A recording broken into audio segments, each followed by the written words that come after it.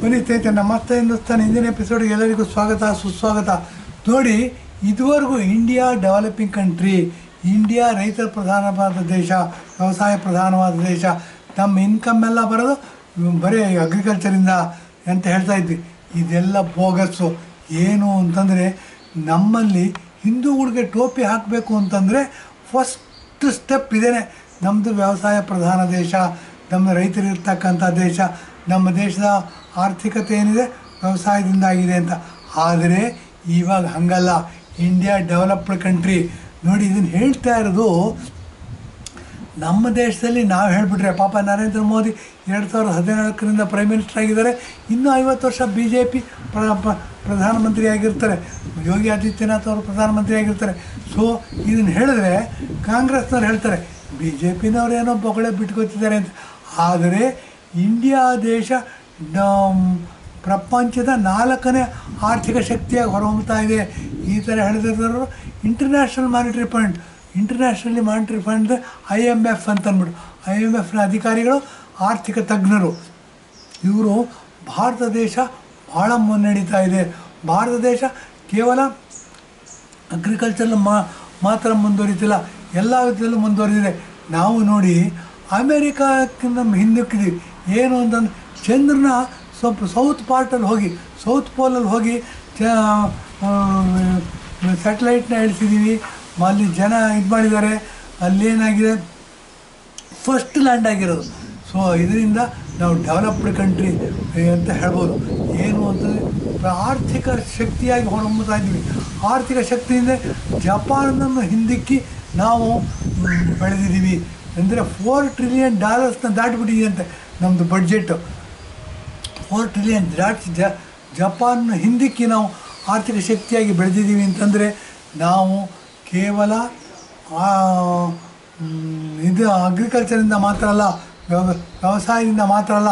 ನರೇಂದ್ರ ಮೋದಿಯವರು ಬಂದ ಮೇಲೆ ಏನಾಗಿದೆ, ಡಿಫೆನ್ಸ್ ಎಕ್ವಿಪ್ಮೆಂಟ್ಗಳು, ಒಂದು ಗುಂಡು ಹೊಡಿಬೇಕು ಅಂತಂದರೆ ಒಂದು ರೈಫಲ್ ಇರಲಿ, ಒಂದು ಪಿಸ್ಟಲ್ ಇರಲಿ, ಒಂದು ಜಾಕೆಟ್ ಹಾಕಬೇಕು ಅಂತಂದರೆ ಬುಲೆಟ್ ಪ್ರೂಫ್ ಜಾಕೆಟ್ ಹಾಕಬೇಕು ಅಂತಂದರೆ ಇರಲಿ, ಅಥವಾ ಟ್ಯಾಂಕರ್ಗಳಿರಲಿ, ಅಥವಾ ಡ್ರೋನ್ಗಳಿರಲಿ, ಅಥವಾ ಮಿಸೈಲ್ಸ್ಗಳಿರಲಿ, ಇದನ್ನೆಲ್ಲದನ್ನು ಸಹ ನಮ್ಮಲ್ಲೇ ತಯಾರು ಮಾಡ್ತಿದ್ದೀವಿ ಅಂತಂದರೆ, ರಷ್ಯಾ ದೇಶದ ಜೊತೆ ಹೊಂದಾಣಿಕೆ ಮಾಡಿಕೊಂಡು ಬ್ರಹ್ಮೋಸ್ ಮಿಸೈಲ್ಸ್ನ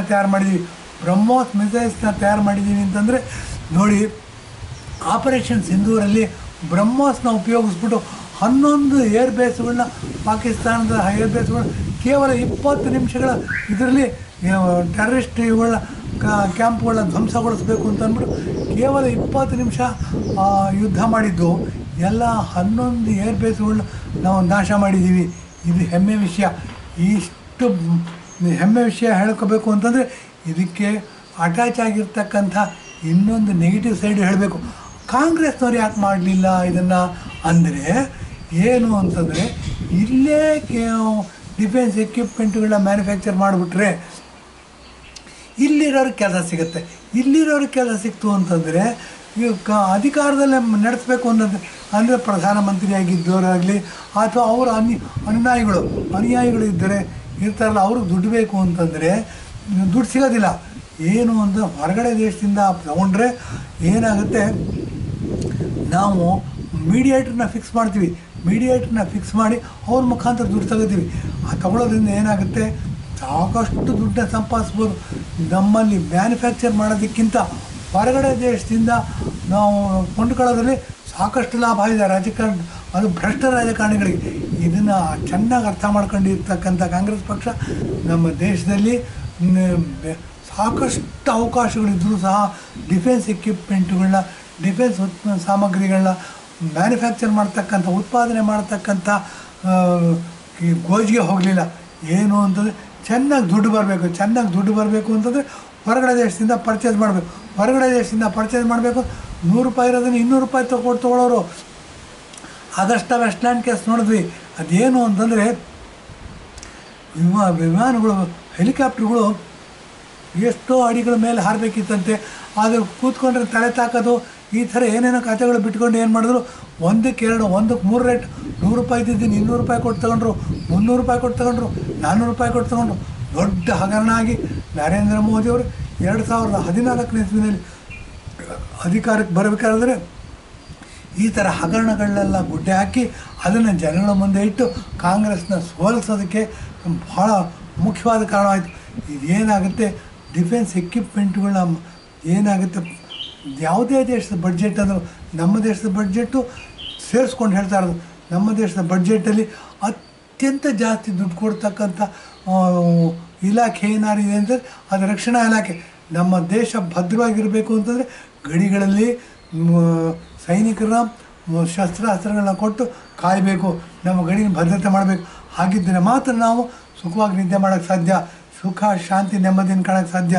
ಈ ದೃಷ್ಟಿಯಿಂದ ಏನಾಯಿತು, ಬಡ್ಜೆಟ್ ಮಾಡಬೇಕು ಅಂತಂದರೆ ಬಡ್ಜೆಟಲ್ಲಿ 50%ಗಿಂತ ಹೆಚ್ಚು ₹100 ಬಡ್ಜೆಟ್ ಮಾಡ್ತೀವಿ ಅಂತಂದರೆ 75-80% ಇದನ್ನು ರಕ್ಷಣಾ ಸಾಮಗ್ರಿಗೆ ಉಪಯೋಗಿಸ್ತಿದ್ವಿ. ಅದರಲ್ಲೂ ನಾವು ಯಾಕೆ ಇಷ್ಟೊಂದು ಹೇಳ್ತೀವಿ ಅಂತಂದರೆ, ಪಶ್ಚಿಮದಲ್ಲಿ ಪಾಕಿಸ್ತಾನ ನಮ್ಮ ಶತ್ರು ರಾಷ್ಟ್ರ, ಪೂರ್ವದಲ್ಲಿ ಉತ್ತರದಲ್ಲಿ ಮತ್ತು ಪೂರ್ವದಲ್ಲಿ ಚೈನಾ ಅಂತೂ ನಮ್ಮ ಮೊದಲನೇ ನಂಬರ್ 1 ಶತ್ರು ರಾಷ್ಟ್ರ. ಇವ್ರನ್ನೆಲ್ಲ ಇಟ್ಕೊಂಡು ನಾವು ₹100 ಬಡ್ಜೆಟ್ ಮಾಡ್ತೀವಿ ಅಂತಂದರೆ ₹70-80 80%ವರೆಗೂ ನಾವೇನು ಮಾಡ್ತಿದ್ವಿ, ರಕ್ಷಣಾ ಸಾಮಗ್ರಿಗಳನ್ನ ಉತ್ಪಾದನೆ ಮಾಡೋದಕ್ಕೆ, ರಕ್ಷಣಾ ಸಾಮಗ್ರಿಗಳನ್ನ ಖರೀದಿ ಮಾಡೋದಕ್ಕೆ ಖರ್ಚು ಮಾಡ್ತಿದ್ವಿ. ಇದನ್ನು ನಮ್ಮಲ್ಲೇ ಮ್ಯಾನುಫ್ಯಾಕ್ಚರ್ ಮಾಡಿಬಿಟ್ರೆ ತಿನ್ನೋಕ್ಕಾಗ್ತಿರಲಿಲ್ಲ.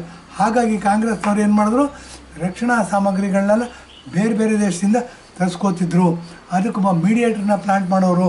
ಆ ಮೀಡಿಯೇಟ್ರ್ ಮುಖಾಂತರ ಏನಾಯಿತು, ಪ್ರಧಾನಮಂತ್ರಿ ಆಗಲಿ, ಪ್ರಧಾನಮಂತ್ರಿ ಬೆಂಬಲಿಗರಾಗಲಿ, ಹೌದಪ್ಪುಗಳಾಗಲಿ ಅಥವಾ ಮುಂಬಾಲಕರಾಗಲಿ ದುಡ್ಡು ಮಾಡ್ಕೋತಿದ್ರು. ಇವ್ರು ಮಾಡ್ಕೊಂಡು ಏನಾಯಿತು, ಪ್ರಪಂಚದಲ್ಲೇ ಇವತ್ತು ಸಹ 4th ರಿಚೆಸ್ಟ್ ವುಮನ್ ಕಾಂಗ್ರೆಸ್ಸಿನ ಅಧಿನಾಯಕಿ ಅಂತ ಹೇಳ್ತೀವಿ. ಹೆಂಗೆ ಬಂತು ದುಡ್ಡು? ಇಂಡಿಯಾ ದೇಶದ ಎಲ್ಲರಿಗೂ ಯಾಕೆ ವಿದ್ಯೆ ಹೇಳ್ಕೊಡ್ಲಿಲ್ಲ ಅನ್ನೋದು ನಮ್ಮನ್ನು ಕಾಡತಕ್ಕಂಥ ದೊಡ್ಡ ಪ್ರಶ್ನೆ.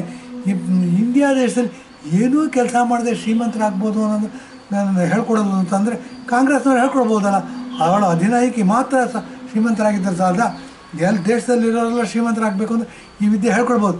ಯಾಕೆ ಹೇಳ್ಕೊಟ್ಟಿಲ್ಲ ಅಂತಂದರೆ, ಈ ಡಿಫೆನ್ಸ್ ಎಕ್ವಿಪ್ಮೆಂಟ್ಗಳನ್ನ ಏನು ಮ್ಯಾನುಫ್ಯಾಕ್ಚರ್ ಮಾಡ್ತಾಯಿದ್ರು, ಈ ಮ್ಯಾನುಫ್ಯಾಕ್ಚರ್ ಮಾಡೋದ್ರಿಂದ ಇವರು ದುಡ್ಡು ತಿನ್ನೋಕ್ಕಾಗೋದಿಲ್ಲ.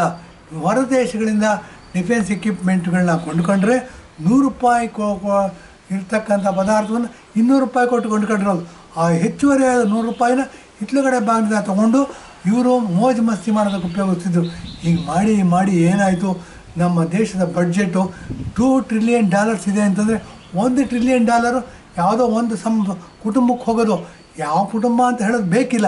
ಯಾಕೆ ಅಂತಂದರೆ ಕಾಂಗ್ರೆಸ್ಸಿನ ಅಧಿನಾಯಕಿ, ಕಾಂಗ್ರೆಸ್ ಪಕ್ಷದ ಮೇಯ್ನ್ ಪಿಲ್ಲರ್ ಅಂತ ಏನು ಹೇಳ್ತೀವಿ ಜವಾಹರ್ಲಾಲ್ ನೆಹರು, ಇವ್ರ ಮಗ ಇದಕ್ಕೆ ಇರೋದು.